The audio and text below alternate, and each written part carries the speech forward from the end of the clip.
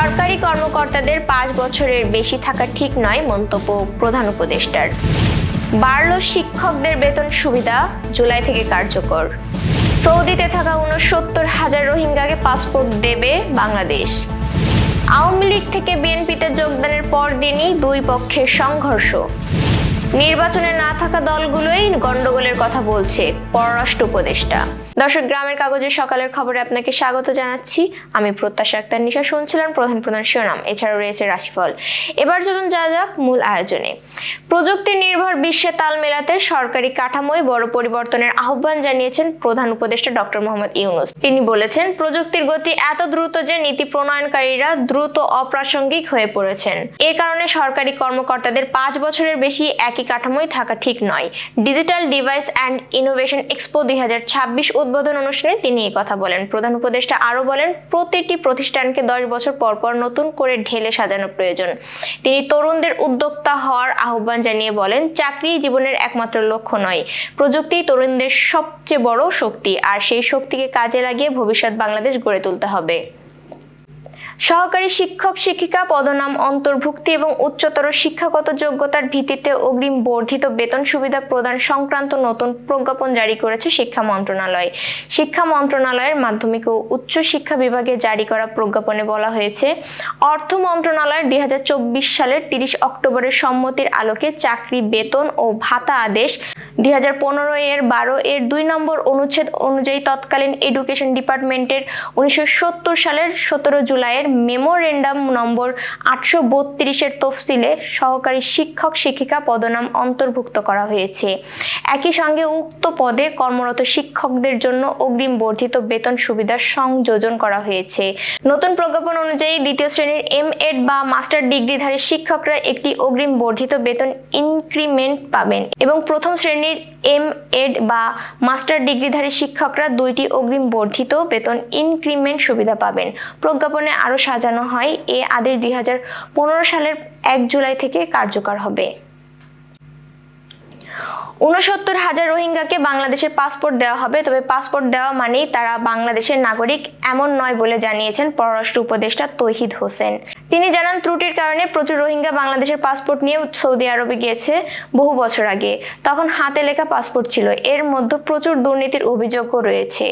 পরিস্থিতি এমন দাঁড়িয়েছে যে যারা আমাদের পাসপোর্ট নিয়ে সৌদি আরবে গেছেন, সৌদি কর্তৃপক্ষ তাদের পাসপোর্ট নবায়নের জন্য আমাদের উপর চাপ দিচ্ছে। তৌহিদ হোসেন বলেন, যে কোনো দেশের নাগরিককে পাসপোর্ট দেওয়া যায়, এর উদাহরণ পৃথিবীর বিভিন্ন দেশে রয়েছে। অন্য দেশের নাগরিককেও পাসপোর্ট দেওয়া সম্ভব। আমাদের মূল বিষয় হলো এই মানুষগুলো মায়ানমার থেকে এসেছে। তারা এথনিসিটি নিয়ে গবেষণা করতেই পারে, সেটা ভিন্ন বিষয়, কিন্তু বর্তমানে এখানে থাকা ১৩ লাখ মানুষের পূর্বপুরুষরা শত শত বছর ধরে সেখানে বসবাস করে আসছিলেন, কাজেই তাদের ফেরত নিতে হবে। ফরিদপুরের ভাঙ্গায় আওয়ামী লীগ থেকে বিএনপিতে যোগদানের একদিন পরেই বিএনপি দুই গ্রুপের মধ্যে কয়েক দফায় সংঘর্ষে ১৫ জন আহত হয়েছেন। বুধবার সকাল থেকে দুপুর পর্যন্ত ভাঙ্গা উপজেলার চুমরদি ইউনিয়নের বাবনাতলা গ্রামে এ ঘটনা ঘটে। বর্তমানে পরিস্থিতি নিয়ন্ত্রণে রয়েছে। মঙ্গলবার বিকেলে ঘাড়োয়া ইউনিয়নের গঙ্গাধরদি গ্রামে মতিউর রহমানের বাড়িতে বিএনপির আয়োজিত এক উঠান বৈঠক অনুষ্ঠিত হয়। এ অনুষ্ঠানে বাংলাদেশ কৃষক দলের কেন্দ্রীয় কমিটির সাধারণ সম্পাদক শহীদুল ইসলাম বাবুলের হাতে ফুল দিয়ে আশপাশের কয়েকশো গ্রামবাসী আওয়ামী লীগ থেকে বিএনপিতে যোগদান করেন। তারা সবাই ইতিপূর্বে নিক্সন চৌধুরী ও কাজী জাফরুল্লাহর সমর্থিত নেতাকর্মী ছিলেন এবং আওয়ামী লীগের রাজনীতি করতেন। বৈঠকের সময়ে উভয়ের মধ্যে তর্ক বিতর্কের ঘটনা ঘটে। এর জের ধরে বেলা ১০টা থেকে বেলা ১টা পর্যন্ত দুই পক্ষের লোকজন লাঠি সোঁটা, ইট পাটকেল, দেশীয় অস্ত্র নিয়ে দফায় দফায় সংঘর্ষে দাঁড়ায়। এতে দুই পক্ষের ১৫ জন আহত হয়। আহতদের ভাঙ্গা উপজেলার স্বাস্থ্য কমপ্লেক্সে ভর্তি হয়। পররাষ্ট্র উপদেষ্টা মোহাম্মদ তৌহিদ হোসেন বলেছেন, দেশে বর্তমানে কোনো ধরনের গন্ডগোল বা বিশৃঙ্খল পরিস্থিতি নেই। যারা আসন্ন নির্বাচনে অংশ নিচ্ছে না, মূলত তারাই দেশের অস্থিরতার কথা বলছে। তিনি বলেন, বর্তমান পরিস্থিতিতে রাজনৈতিক দলগুলো যথেষ্ট সংযত আচরণ করছে, তবে নির্বাচন ঘিরে কোনো সহিংসতা হলে তা দায়ভার নির্বাচনে অংশ না নেওয়া দলগুলোকেই নিতে হবে বলে মন্তব্য করেন তিনি। নির্বাচনী পর্যবেক্ষকদের বিষয়ে সরকারের অবস্থান স্পষ্ট করে উপদেষ্টা বলেন, সরকার চায় সর্বোচ্চ সংখ্যক আন্তর্জাতিক পর্যবেক্ষক ও সাংবাদিক নির্বাচন পর্যবেক্ষণে আসুক। তবে এক্ষেত্রে পররাষ্ট্র মন্ত্রণালয় নিজে থেকে আগ বাড়িয়ে কোনো উদ্যোগ নেবে না। তিনি জানান, ভারত থেকে কোনো সাংবাদিক নির্বাচন পর্যবেক্ষণে আসতে চাইলে তাদের ভিসা ব্যবস্থা করা হবে। দর্শক, এবার চলুন জেনে নিই কেমন যাবে আপনার আজকের দিন অর্থাৎ 29 জানুয়ারির সম্ভাব্য রাশিফল। মেষ রাশির আজ সিদ্ধান্ত নেওয়ার দিন। কাজের জায়গায় দেরি করলে সুযোগ হাতছাড়া হতে পারে। পরিবারের কারোর সঙ্গে ভুল বোঝাবুঝি মিটবে।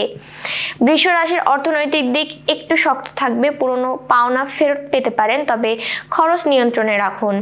মিথুন রাশির যোগাযোগী আজ আপনার শক্তি। নতুন পরিচয় ভবিষ্যতে লাভ দেবে। প্রেমের বিষয়ে ইতিবাচক অগ্রগতি। কর্কট রাশির মানসিক দুশ্চিন্তা কিছুটা কমবে। ঘর সংসারের কাজে ব্যস্ত থাকতে হতে পারে। মায়ের স্বাস্থ্যের খোঁজ নিন। সিংহ রাশির নেতৃত্বে দেওয়ার সুযোগ পাবেন। অফিসে আপনার মতামত গুরুত্ব পাবে। ভ্রমণের সম্ভাবনা আছে। কন্যা রাশির আজ হিসাব করে চলাই ভালো। কারোর উপর অন্ধবিশ্বাস না করাই নিরাপদ। শরীরের ছোটখাটো সমস্যা অবহেলা করবেন না। তুলা রাশির সম্পর্কের ক্ষেত্রে দিনটি শুভ। দাম্পত্য জীবনে বোঝাপড়া বাড়বে। সৃজনশীল কাজে সাফল্য মিলবে। বৃশ্চিক রাশির কাজের চাপ বাড়তে পারে, তবে ফলও মিলবে। গোপন শত্রু থেকে সাবধান। আইনি বিষয়ে সতর্ক থাকুন। ধনু রাশির ভাগ্য আজ আপনার পক্ষে। শিক্ষার্থীদের জন্য ভালো খবর আসতে পারে। দূরের কারোর সঙ্গে যোগাযোগ হবে। মকর রাশির আর্থিক বিষয়ে ঝুঁকি না নেওয়াই ভালো। পারিবারিক দায়িত্ব বাড়বে। ধৈর্য ধরলে সমস্যার সমাধান পাবেন। কুম্ভ রাশির সহযোগিতার মাধ্যমে সাফল্য আসবে। ব্যবসায়ী নতুন চুক্তি হতে পারে। বন্ধুর সাহায্য কাজে আসবে। মীন রাশির শরীর ও মন দুটোরই যত্ন দরকার। অফিস রাজনীতিতে জড়াবেন না। দিনের শেষে ভালো খবর পেতে পারেন। দর্শক, এই ছিল এখনকার আয়োজন। আগামীকাল ঠিক একই সময়ে সকালের খবর দেখতে ও জানতে চোখ রাখুন গ্রামের কাগজের ইউটিউব চ্যানেল ও ফেসবুক পেজে। আর প্রতিদিনের খবরের আপডেট পেতে গ্রামের কাগজের ইউটিউব চ্যানেল সাবস্ক্রাইব এবং ফেসবুক পেজ ফলো করে রাখতে ভুলবেন না। আমাদের পরবর্তী খবর দেখুন বেলা 2:30টায়। শুভ বিদায়।